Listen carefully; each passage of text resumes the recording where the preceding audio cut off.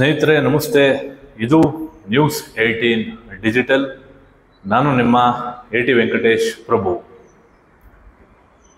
ರಾಜ್ಯ ರಾಜಕಾರಣದಲ್ಲಿ ಬಹಳಷ್ಟು ಚರ್ಚೆಗಳು ನಡೀತಾ ಇದ್ದಾವೆ.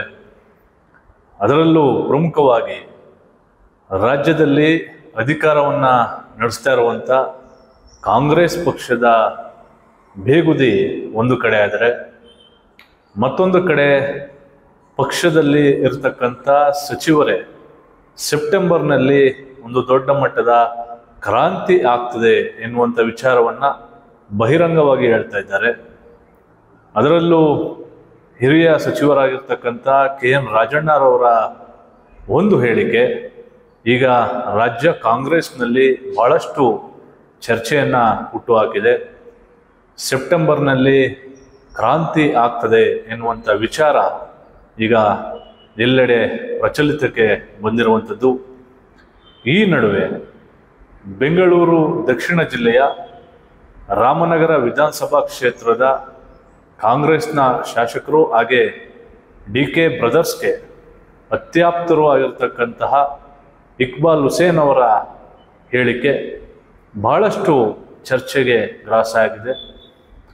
ಏನಂದರೆ, ಏನು ಸೆಪ್ಟೆಂಬರ್ನಲ್ಲಿ ಕ್ರಾಂತಿ ಆಗ್ತದೆ ಎನ್ನುವಂಥ ವಿಚಾರವನ್ನು ರಾಜಣ್ಣ ಅವರು ಪ್ರಸ್ತಾಪವನ್ನು ಮಾಡಿದ್ದಾರೆ. ಅದು ಬೇರೆ ಏನೂ ಅಲ್ಲ, DCM ಆಗಿರ್ತಕ್ಕಂಥ DK ಶಿವಕುಮಾರ್ ಅವರು ಮುಖ್ಯಮಂತ್ರಿ ಸ್ಥಾನವನ್ನು ಪಡಿತಾರೆ ಎನ್ನುವಂಥದ್ದ ಅರ್ಥವನ್ನು ಅವರು ಕ್ರಾಂತಿ ಅಂತ ಹೇಳಿದ್ದಾರೆ ಎನ್ನುವಂಥ ಮಾತನ್ನು ಸ್ವತಃ ಇಕ್ಬಾಲ್ ಹುಸೇನ್ ಅವರು ಹೇಳಿರುವಂಥದ್ದು. ಇಕ್ಬಾಲ್ ಹುಸೇನ್ ಅವರ ಈ ಒಂದು ಹೇಳಿಕೆಗೆ ಈ ದೊಡ್ಡ ಮಟ್ಟದ ಮಹತ್ವ ಯಾಕೆ ಎಂಬ ಪ್ರಶ್ನೆ ಮೂಡಬಹುದು.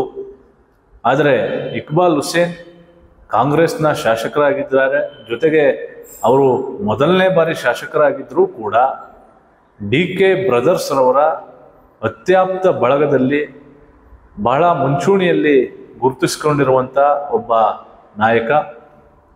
ಏನು DK ಶಿವಕುಮಾರ್ ಅವರು ಇರ್ಬೋದು, DK ಸುರೇಶ್ ಅವರು ಇರ್ಬೋದು, ಇವರಿಬ್ಬರ ಏನು ಗೆಳೆತನ, ಜೊತೆಗೆ ಅವರು ಹಾಕಿದ ಗೆರೆಯನ್ನು ದಾಟದ ಒಬ್ಬ ನಾಯಕ ಅಂತಲೂ ಕೂಡ ಹೇಳ್ಬೋದು ಇಕ್ಬಾಲ್ ಹುಸೇನ್ ಅವ್ರನ್ನ. ಹಾಗಾಗಿ ಎಲ್ಲೋ ಒಂದು ಕಡೆ ಇಕ್ಬಾಲ್ ಹುಸೇನ್ ಅವರು ಮಾತನಾಡ್ತಾ ಇರುವಂಥ ಮಾತು ಸತ್ಯಕ್ಕೆ ಹತ್ತಿರವಾಗಿರಬಹುದು ಎನ್ನುವಂಥ ಲೆಕ್ಕಾಚಾರಗಳು ಕೂಡ ಇದೆ. ಹಾಗೆ ಅವರು ಒಂದು ಮಾತನ್ನು ಪ್ರಸ್ತಾಪವನ್ನು ಮಾಡಿದ್ದಾರೆ. ಈಗಾಗಲೇ ದೆಹಲಿ ಮಟ್ಟದಲ್ಲಿ ಹೈಕಮಾಂಡ್ ನಾಯಕರುಗಳ ಸಮ್ಮುಖದಲ್ಲೂ ಕೂಡ ಇದು ತೀರ್ಮಾನ ಆಗಿದೆ. ಸೋನಿಯಾ ಗಾಂಧಿಯವರು, ರಾಹುಲ್ ಗಾಂಧಿಯವರು, ರಾಷ್ಟ್ರೀಯ ಕಾಂಗ್ರೆಸ್ನ ಅಧ್ಯಕ್ಷರಾಗಿರುವಂಥ ಮಲ್ಲಿಕಾರ್ಜುನ ಖರ್ಗೆರವರ ಬಳಿಯೂ ಕೂಡ ಈ ವಿಚಾರ ಚರ್ಚೆಗೆ ಬಂದು ಈಗಾಗಲೇ ತೀರ್ಮಾನ ಆಗಿದೆ. ಮುಂದಿನ 2 ಅಥವಾ 3 ತಿಂಗಳ ಒಳಗಾಗಿ DK ಶಿವಕುಮಾರ್ ಅವರು ಈ ರಾಜ್ಯದ ಮುಖ್ಯಮಂತ್ರಿ ಆಗ್ತಾರೆ ಎನ್ನುವಂಥ ಸ್ಪಷ್ಟವಾದಂತಹ ಹೇಳಿಕೆಯನ್ನು ಶಾಸಕ ಇಕ್ಬಾಲ್ ಹುಸೇನ್ ಅವರು ಕೊಡ್ತಾ ಇದ್ದಾರೆ. ಹಾಗಾಗಿ ಎಲ್ಲೋ ಒಂದು ಕಡೆ DK ಶಿವಕುಮಾರ್ ಅವರ CM ಕನಸು ಏನು, ಈ ಬಾರಿ ರಾಜ್ಯದಲ್ಲಿ ಕಾಂಗ್ರೆಸ್ ಸರ್ಕಾರ ಅಧಿಕಾರಕ್ಕೆ ಬರಲಿಕ್ಕೆ ಪ್ರಮುಖವಾಗಿ ಪಾತ್ರವನ್ನು ವಹಿಸಿದಂಥವರು DK ಶಿವಕುಮಾರ್ ಅವರು. KPCC ಸಾರಥ್ಯವನ್ನು ವಹಿಸಿಕೊಂಡಂಥ ದಿನದಿಂದ ರಾಜ್ಯದಲ್ಲಿ ಕಾಂಗ್ರೆಸ್ ಪಕ್ಷವನ್ನು ಬಹಳ ಸದೃಢವಾಗಿ ಸಂಘಟನೆಯನ್ನು ಮಾಡಿದಂಥ ಹಿನ್ನೆಲೆ ಇವತ್ತು ರಾಜ್ಯದಲ್ಲಿ ಕಾಂಗ್ರೆಸ್ ಸರ್ಕಾರ ಬಹಳ ದೊಡ್ಡ ಬಹುಮತದೊಂದಿಗೆ ಸರ್ಕಾರವನ್ನು ನಡೆಸ್ತಾ ಇದೆ. ಕಾಂಗ್ರೆಸ್ ಪಕ್ಷ ಸರ್ಕಾರವನ್ನು ನಡೆಸ್ತಾ ಇದೆ. ಇದರ ಪ್ರಮುಖ ರೂವಾರಿ DK ಶಿವಕುಮಾರ್ ಅವರು, ಜೊತೆಗೆ ಅವರು ಮಾಡಿದಂಥ ಮೇಕೆದಾಟು ಹೋರಾಟ ಇರ್ಬೋದು, ಭಾರತ್ ಜೋಡೋ ಏನು ಹೋರಾಟಕ್ಕೆ ಕರ್ನಾಟಕದಲ್ಲಿ ಆಯೋಜನೆ ಮಾಡಿದಂಥ ರೀತಿ ಇರ್ಬೋದು, ಕೊರೋನಾ ಕಾಲದಲ್ಲಿ ಅವರು ಕೈಗೊಂಡಂಥ 10 ಹಲವು ಕಾರ್ಯಕ್ರಮಗಳಿರ್ಬೋದು, ಎಲ್ಲವೂ ಕೂಡ ಕಾಂಗ್ರೆಸ್ ಪಕ್ಷ ಅಧಿಕಾರಕ್ಕೆ ಬರಲಿಕ್ಕೆ ಸಾಧ್ಯ ಆಯಿತು. ಹಾಗಾಗಿ ಈ ಎಲ್ಲ ಅಂಶಗಳನ್ನು ಕಾಂಗ್ರೆಸ್ ಪಕ್ಷದ ರಾಷ್ಟ್ರೀಯ ನಾಯಕರು ಗಮನದಲ್ಲಿ ಇಟ್ಕೊಂಡಿದ್ದಾರೆ. ಮುಂದಿನ 2-3 ತಿಂಗಳಲ್ಲಿ ಅವರು CM ಗದ್ದುಗೆಗೆ ಏರೋದು ಫಿಕ್ಸ್ ಆಗಿದೆ ಎನ್ನುವಂಥ ಮಾತನ್ನು ಸ್ವತಃ ಕಾಂಗ್ರೆಸ್ ಪಕ್ಷದ ಶಾಸಕ ಹಾಗೆ DK ಬ್ರದರ್ಸ್ ಅತ್ಯಾಪ್ತ ಇಕ್ಬಾಲ್ ಹುಸೇನ್ ಅವರು ಮಾತನಾಡಿದ್ದಾರೆ. ಪ್ರಾಯಶಃ ತಾವೆಲ್ಲ ಗಮನಿಸಿದ್ದೀರಿ, ನಾವು ಈ ಸರ್ಕಾರ ಬರೋಕ್ಕಿಂತ ಮುಂಚಿತವಾಗಿ ನಮ್ಮ ಅಂಕಿಗಳು ಎಷ್ಟಿತ್ತು, ನಮ್ಮ ಸಂಖ್ಯೆ ಎಷ್ಟಿತ್ತು, ನಮ್ಮ ಬಲ ಎಷ್ಟಿತ್ತು ಅಂಥೇಳಿ ತಾವೆಲ್ಲ ಗಮನಿಸಿದ್ದೀರಿ. ಈ ಸಂಖ್ಯೆ ಬರಬೇಕಾದ್ರೆ ಹೋರಾಟ, ಬೆವರು, ಶ್ರಮ, ಆಸಕ್ತಿ ಯಾರು ಮಾಡಿದ್ದಾರೆ ಅಂಥೇಳಿ ಎಲ್ರಿಗೂ ಗೊತ್ತಿದೆ. ಅವ್ರು ಮಾಡಿದಂಥ ರೂಪು ರೇಷ ಕಾರ್ಯಕ್ರಮ, ಇತಿಹಾಸ ಇವೆಲ್ಲನೂ ಕೂಡ. ಭಾರತ್ ಜೋಡೋ ಅನ್ನೋಂಥ ಕಾರ್ಯಕ್ರಮ ಇಡೀ ದೇಶದಲ್ಲಿ ಯಾರೂ ಕೂಡ ಮಾಡಿರಲಿಲ್ಲ. ಮೇಕೆದಾಟು ಕಾರ್ಯಕ್ರಮ ಯಾರೂ ಇತಿಹಾಸದಲ್ಲಿ ಊಹೆ ಮಾಡೋದಷ್ಟು ಒಂದು ದೊಡ್ಡ ಮಟ್ಟದಲ್ಲಿ ಕಾರ್ಯಕ್ರಮ ನಡೆಯಿತು. ಕೊರೋನಾ ಸಂದರ್ಭದಲ್ಲಿ ಆರೋಗ್ಯ ಹಸ್ತ ಅನ್ನೋಂಥ ಕಾರ್ಯಕ್ರಮ ಯಾರೂ ಕೂಡ ಇತಿಹಾಸದಲ್ಲಿ ಮಾಡಿರಲಿಲ್ಲ. ಜನರ ಬಗ್ಗೆ ಕಾಳಜಿ ವಹಿಸಿ ಅವ್ರ ಮನೆಗೆ ಪ್ರತಿ ಮನೆಗೂ ಅವ್ರಿಗೆ ಔಷಧ, ಅವ್ರಿಗೆ ಬೇಕಾದಂಥ ಸೌಲಭ್ಯ, ಸಾವು ನೋವು ಎಲ್ಲವೂ ಕೂಡ ಮಾಡಿದಂಥದ್ದು ಇತಿಹಾಸ. ಅದೂ ಕೂಡ ಅದು ಒಂದು ಸ್ವತಂತ್ರ ನಡಿಗೆ ಅಂತ ಮಾಡಿದ್ವಿ ನಾವೆಲ್ಲರೂ ಕೂಡ. ಇಲ್ಲ, ಆ ರೀತಿ ಏನಿಲ್ಲ ನೋಡಿ, ಊಹಾಪೋಹದ ಮಾತಿಗೆ ನಾವು ಯಾವತ್ತೂ ಕೂಡ ನಾವು ನಂಬಿಕೆ ಇಟ್ಟಿಲ್ಲ. ಇದು ಹೈಕಮಾಂಡ್ ಗಮನದಲ್ಲಿದೆ. ಹೈಕಮಾಂಡು ಸೂಕ್ತವಾದ ಸಮಯದಲ್ಲಿ ಸೂಕ್ತವಾದ ತೀರ್ಮಾನವನ್ನು ತಗೊಂಡು ಅವ್ರಿಗೆ ಅವಕಾಶ ಮಾಡಿಕೊಡ್ತಾರೆ ಅಂತ ಒಂದು ವಿಶ್ವಾಸ, ನಂಬಿಕೆ ನಮ್ಮಲ್ಲಿದೆ. ಹೇಳ್ತೀನಲ್ಲ, ಈಗೇನು ಇವ್ರು ಕ್ರಾಂತಿಗೆ ಡೇಟ್ ಕೊಡ್ತಾರಲ್ಲ, ಅದೇ ಹೇಳ್ತಾರೆ ಇದರೆಲ್ಲರೂ. ಇನ್ನೊಂದು 2-3 ತಿಂಗಳಲ್ಲಿ ಎಲ್ಲವೂ ಕೂಡ ಒಂದು ತೀರ್ಮಾನಕ್ಕೆ ಬರ್ತದೆ. ಅಂದರೆ ಸರ್ 2-3 ತಿಂಗಳಲ್ಲಿ ಡಿ ಕೆ ಶಿವಕುಮಾರ್ ಅವ್ರಿಗೆ ಅವಕಾಶ ಸಿಗ್ತದೆ ಅಂತ ಅದನ್ನೇ ಹೇಳ್ತಾ ಇದ್ದೀನಲ್ಲ. ನಾನು ಸುತ್ತಿ ಬಳಸಿ ಏನು ಮಾತಾಡ್ತಾ ಇಲ್ವಲ್ಲ. ನಾನು ಸುತ್ತಿ ಬಳಸಿ ಏನು ಮಾತಾಡ್ದೆ, ನಾನು ನೇರವಾಗೇ ಮಾತಾಡ್ತಾ ಇದ್ದೀವಿ. ನೋಡಿ, ನಾವು ಆ ಸಂದರ್ಭದಲ್ಲಿ ನಾವೆಲ್ಲರ ಜೊತೆಯಲ್ಲೇ ಇದ್ವಿ,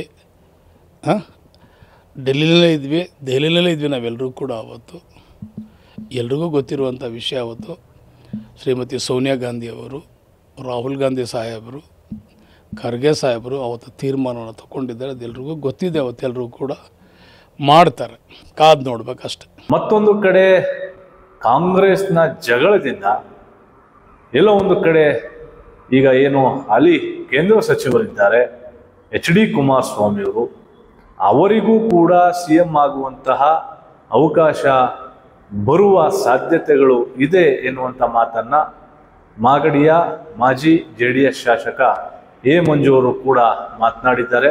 ನೋಡಿ, ಸ್ವತಃ ಕಾಂಗ್ರೆಸ್ನ ಹಿರಿಯ ಶಾಸಕರುಗಳಿರಲಿ ಅಥವಾ ಹೊಸ ಶಾಸಕರಿರಲಿ, ಆಡಳಿತ ಕುಮಾರಸ್ವಾಮಿಯವ್ರದ್ದು ಬಿಟ್ಟರೆ ಬೇರೆ ಯಾವುದೋ ಆಡಳಿತ ಸರಿ ಇಲ್ಲ ಅಂತೇಳಿ ಇವಾಗ ಹೇಳ್ತಾ ಇದ್ದಾರೆ.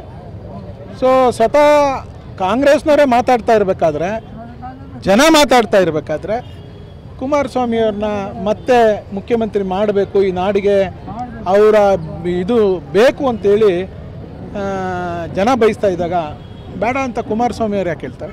ಯಾರೂ ತಪ್ಸೋಕ್ಕಾಗಲ್ಲ. ಮತ್ತೊಮ್ಮೆ ಈ ಜಿಲ್ಲೆಗೆ ಕುಮಾರಸ್ವಾಮಿಯವರು ಮುಖ್ಯಮಂತ್ರಿ ಆಗ್ತಾರೆ ಅನ್ನೋದನ್ನ ಜನ ತೀರ್ಮಾನ ಮಾಡಿರೋದ್ರಿಂದ ಅದನ್ನು ತಪ್ಸೋಕ್ಕೆ ಯಾರಿಂದಲೂ ಸಾಧ್ಯ ಇಲ್ಲ. ಡಿ ಕೆ ಶಿವಕುಮಾರ್ ಅವರು ಆಕಾಂಕ್ಷಿ ಇದ್ದಾರಲ್ಲ ಸರ್, ಅವರು ಆಗಲಿ, ನಾವು ಅಭಿನಂದಿಸ್ತೀವಿ. ಅವರು ನಮ್ಮ ಜಿಲ್ಲೆಯವರು, ಅವ್ರಿಗೆ ಅವಕಾಶ ಇದ್ದರೆ ಅವರು ಆಗಬೇಕು ಅನ್ನೋದು ನಮ್ಮೆಲ್ಲರ ಆಸೆ. ಆಗಲಿ. ಈ ಬಾರಿನೇ ಆಗ್ತಾರೆ ಗೊತ್ತಿಲ್ಲ, ಈ ಬಾರಿ ಆಗ್ತಾರೋ, ನೆಕ್ಸ್ಟ್ ಚುನಾವಣೆ ಮಾಡಿ ಆಗ್ತಾರೋ, ನೆಕ್ಸ್ಟು ನಾನೇ ಮುಖ್ಯಮಂತ್ರಿ ಅಂತೇಳಿ ಚುನಾವಣೆಗೆ ಹೋಗ್ತಾರೋ ಗೊತ್ತಿಲ್ಲ. ಸಂತೋಷ, ಅವರು ನಮ್ಮ ಜಿಲ್ಲೆಯವರೇ. ಆದರೆ ಇವತ್ತು ನಾಡಿನ ಜನ ಕುಮಾರಸ್ವಾಮಿಯವರು ಮುಖ್ಯಮಂತ್ರಿ ಆಗಬೇಕು ಅಂತ ಬಯಸ್ತಿದ್ದಾರೆ. ಆ ಹಿನ್ನೆಲೆಯಲ್ಲಿ ನಾವು ಮಾತಾಡಿದ್ದೇವೆ, ಆಗುತ್ತೆ. ಹಾಗಾಗಿ ಮುಂದಿನ ದಿನಗಳಲ್ಲಿ ರಾಜಕೀಯ ವಿದ್ಯಮಾನಗಳು ಯಾವ ರೀತಿಯಾಗಿ ಸಾಗ್ತವೆ ಎಂಬುದನ್ನು ಕಾದು ನೋಡಬೇಕಾಗಿದೆ.